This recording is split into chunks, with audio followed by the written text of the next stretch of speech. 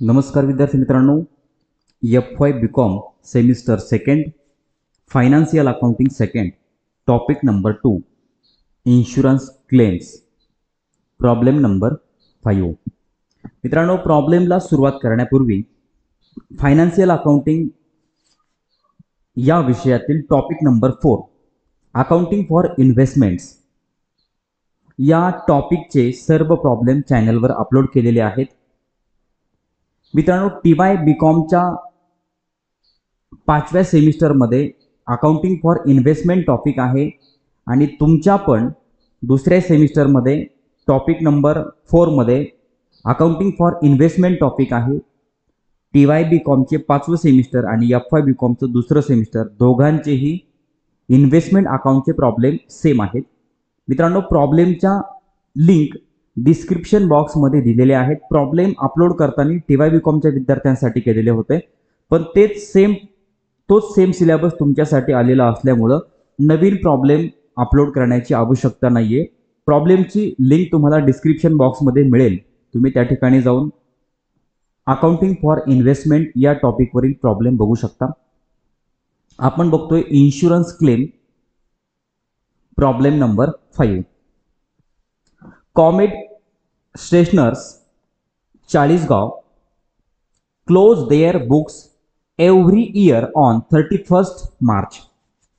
मित्रांनो, comet stationers Chalisgaon ही company आहे, त्यांचं आर्थिक वर्ष 31 मार्चला संपतं। ऑन 30 एप्रिल 30 एप्रिलला काय झाले, 30 April 2024 their premises and stock were destroyed by fire.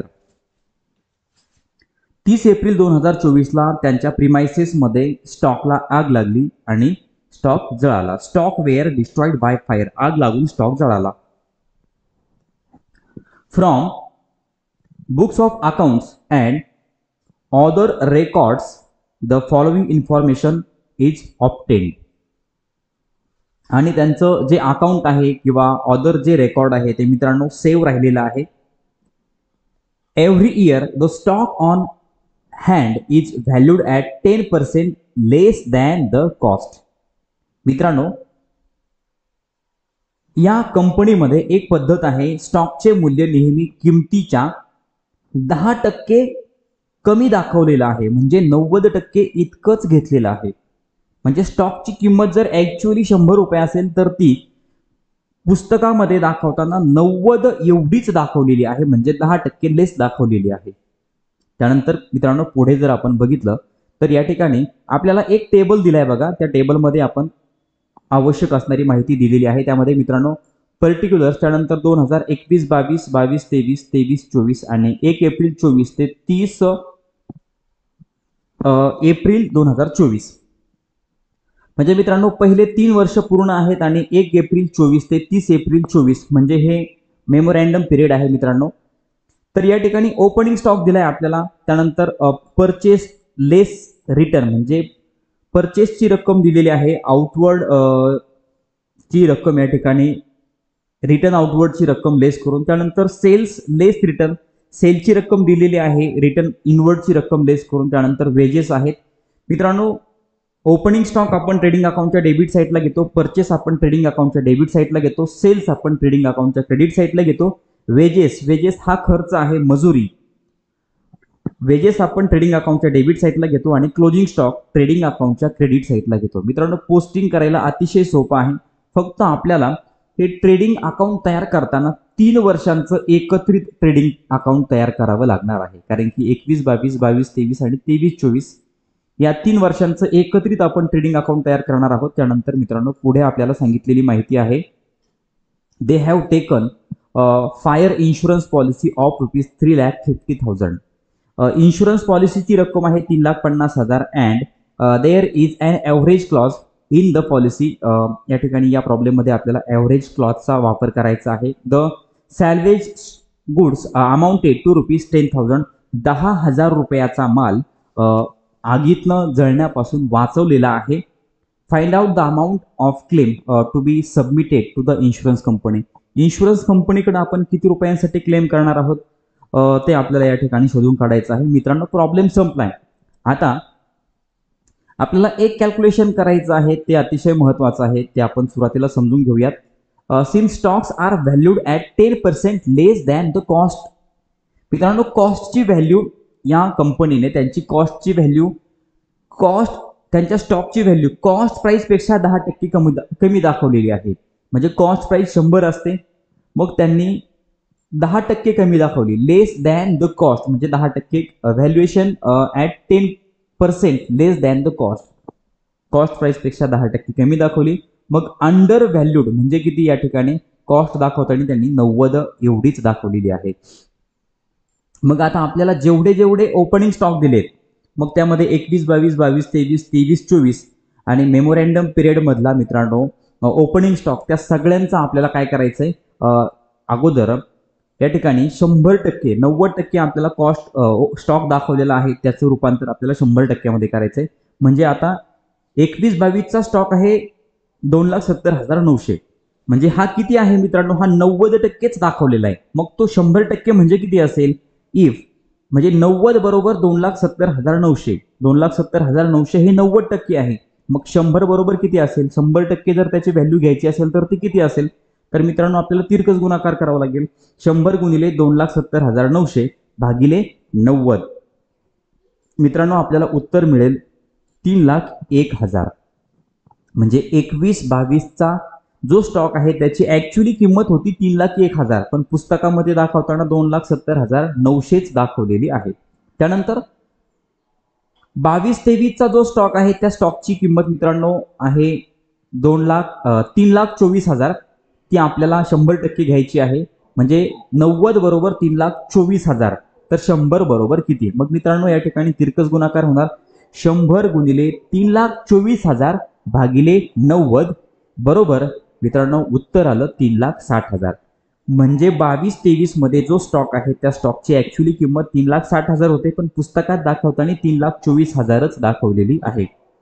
त्यानंतर पुढचा स्टॉक आहे मित्रांनो ओपनिंग स्टॉक 2023-24. 2023-24चा स्टॉक पुस्तकामध्ये दाखवलेला आहे 3,60,000. मग 3,60,000 हे 90% आहे. 90 बरोबर 3,60,000. तर 100 बरोबर किती मित्रांनो, तिरकस गुणाकार होणार. 100 गुणिले 3,60,000 भागिले 90 उत्तर आलं 4 लाख. म्हणजे 23-24 मध्ये स्टॉकची किंमत होती 4 लाख, पण दाखवताना 3,60,000च दाखवलेली आहे. आणि सर्वात शेवटी या ठिकाणी 24-25 म्हटलंय मित्रांनो, पण हा स्टॉक कधीचा आहे, 1 एप्रिल 24 ते 30 एप्रिल 24चा हा स्टॉक आहे, ज्याची किंमत आहे 3,69,000. ही 90% आहे. म्हणजे 90% बरोबर 3,69,000. तर 100% बरोबर किती मित्रांनो, तिरकस गुणाकार करणार. 100 गुणिले 3,69,000 भागिले 90 उत्तर आलं 4,10,000. म्हणजे स्टॉकची ऍक्च्युअली जी किंमत आहे ती 4,10,000 घ्यायला पाहिजे होती, पण कंपनी नेहमी त्या स्टॉकचं मूल्य 90%च घेत होते, म्हणून ती 3,69,000 घेतलेली आहे. मित्रांनो आपण स्टॉकची किंमत 100% या ठिकाणी केलेली आहे.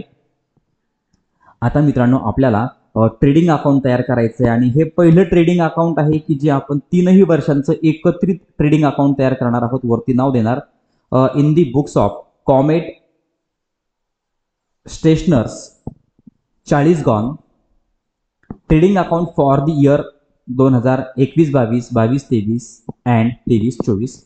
Debit side, credit side, particulars. त्यानंतर मित्रांनो आता पुन्हा या ठिकाणी रुपीज, एका वर्षाचे रुपीज घेण्याऐवजी 3 वर्षांचे आपल्याला रुपीज असे कॉलम तयार करायचे आहेत. 21-22, 22-23, 23-24. त्यानंतर पुन्हा क्रेडिट साईडला पर्टिक्युलर्स 21-22, 22-23, 23-24 रुपीज. मग आता ओपनिंग स्टॉक आपण ट्रेडिंग अकाउंटच्या डेबिट साईडला घेतो. 3ही वर्षांचा ओपनिंग स्टॉक मित्रांनो या ठिकाणी घेतलाय 3,01,000, 3,60,000 आणि 4 लाख. त्यानंतर ट्रेडिंग अकाउंटच्या डेबिट साईडला मित्रांनो आणखीन आपण काय घेणार, तर परचेस आणि लेस रिटर्न. मग परचेसची रक्कम देताना आपल्याला लेस रिटर्नची रक्कम मायनस करूनच रक्कम दिलेली आहे. 7,49,000, 8 लाख आणि 8,10,000. त्यानंतर वेजेस, मजुरी, हा सुद्धा ट्रेडिंग अकाउंटच्या डेबिट साईडला येणारा आयटम आहे. 2,10,000, 2,30,000 आणि 2,50,000. त्यानंतर मित्रांनो आपल्याला सेल्स दिलेला आहे 21-22, 22-23 आणि 23-24चा सेल आहे 12 लाख, 13 लाख, 20,000 आणि 14 लाख. त्यानंतर क्लोजिंग स्टॉकची रक्कम आहे. आता मित्रांनो या ठिकाणी बघा 21-22 मध्ये जो ओपनिंग स्टॉक आहे तो 21-22 मध्ये या ठिकाणी 22-23चा जो ओपनिंग आहे तो 21-22ला या ठिकाणी क्लोजिंग असेल, किंवा 23-24 मध्ये जो ओपनिंग आहे तो 22-23ला क्लोजिंग असेल, आणि मग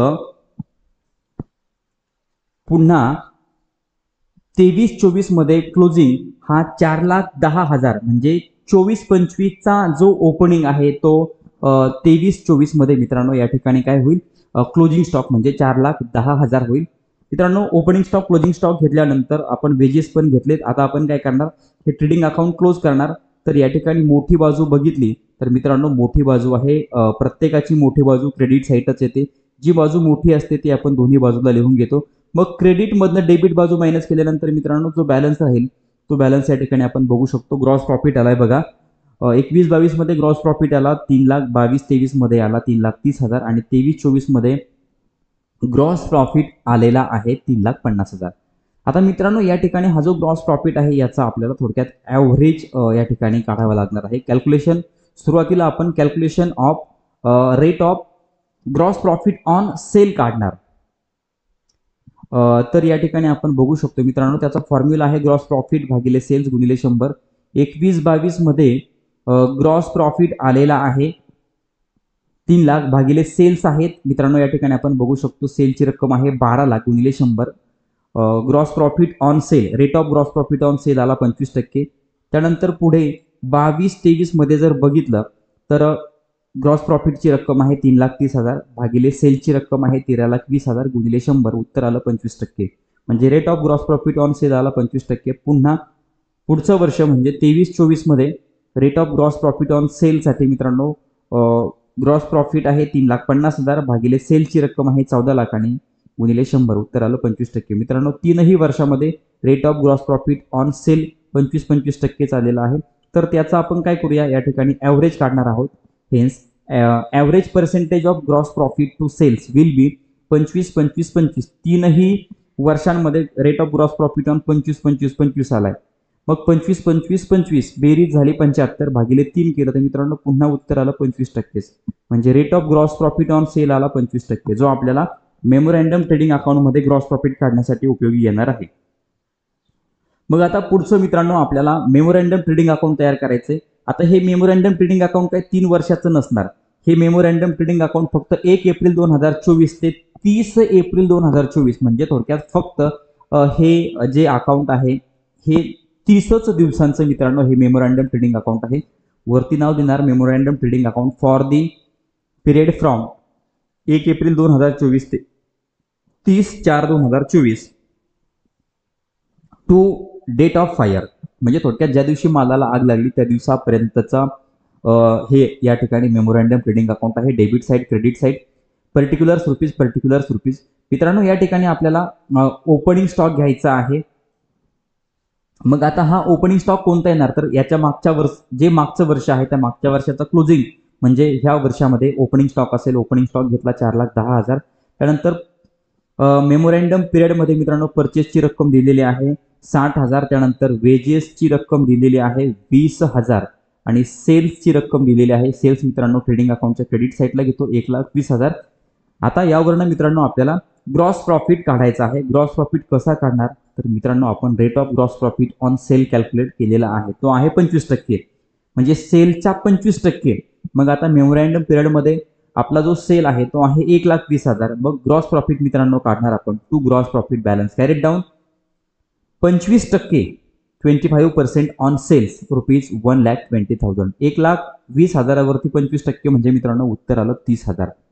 मेमोरँडम पिरियडमध्ये आपला ग्रॉस प्रॉफिट आला 30,000. आता मित्रांनो आपण अकाउंट क्लोज करणार. मोठी बाजू आहे डेबिट साईड, जी बाजू मोठी असते ती आपण दोन्ही बाजूला लिहून घेणार 5,20,000, 5,20,000. मग आता डेबिट बाजूतनं क्रेडिट बाजू मायनस करणार.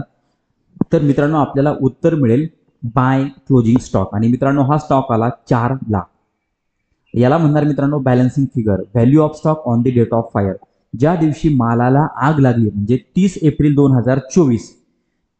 2024ला मालाला आग लागली आणि त्या दिवशी आपल्याकडे 4,00,000 रुपयांचा स्टॉक शिल्लक होता. मित्रांनो यावरून आपल्याला पुढे आता पुढचं कॅल्क्युलेशन करायचं आहे. Ascertain the value of stock destroyed by fire. किती रुपयाचा माल आग लागून जळाला? तर मित्रांनो या ठिकाणी आपण बघू शकतो value of stock on the date of fire. ज्या दिवशी मालाला आग लागली त्या दिवशी आपल्याकडे 4 लाख रुपयाचा स्टॉक होता. मित्रांनो प्रॉब्लेममध्ये दिलेल्या माहितीनुसार आपण 10,000 रुपयांचा स्टॉक सॅल्व्हेज म्हणजे आगीत माल जळण्यापासून 10,000 रुपयांचा स्टॉक आपण वाचवलेला आहे. आणि आपलं उत्तर आलं मित्रांनो स्टॉक डिस्ट्रॉइड बाय फायर 3,90,000. 3,90,000 रुपयाचा माल या ठिकाणी जळालेला आहे. मग आता त्यानंतर पुढचं calculation application of average clause. मित्रांनो ॲव्हरेज क्लॉज आपल्याला या ठिकाणी दिलेला आहे. त्याचा फॉर्म्युला आहे value of insurance policy divided by value of stock on the rate of fire multiply by loss of stock. तर मित्रांनो इन्शुरन्स पॉलिसीची रक्कम आहे 3,50,000 भागिले value of stock on the date of fire. ज्या दिवशी मालाला आग लागली त्या दिवशी आपल्याकडे 4 लाख रुपयांचा स्टॉक होता गुणिले लॉस ऑफ स्टॉक 3,90,000 रुपयाचा स्टॉक लॉस झालेला आहे, जळालेला आहे. मित्रांनो उत्तर आलं 3,41,250 रुपीज, 3,41,250. आणि मित्रांनो याला आपण म्हणणार अमाऊंट ऑफ क्लेम 3,41,250. मित्रांनो इन्शुरन्स कंपनीकडे आपण एवढ्या रकमेसाठी क्लेम करणार. मित्रांनो हा होता इन्शुरन्स क्लेम या टॉपिकमधील प्रॉब्लेम नंबर 5. मित्रांनो यानंतर राहिलेले प्रॉब्लेम आपण 1 बाय 1 चॅनलवर अपलोड करणार आहोत. चॅनलवर नवीन असाल तर चॅनल सबस्क्राईब करा. व्हिडिओ आवडला तर लाईक करा, कमेंट करून कळवा आणि आपल्या मित्रांना शेअर करायला विसरू नका. धन्यवाद.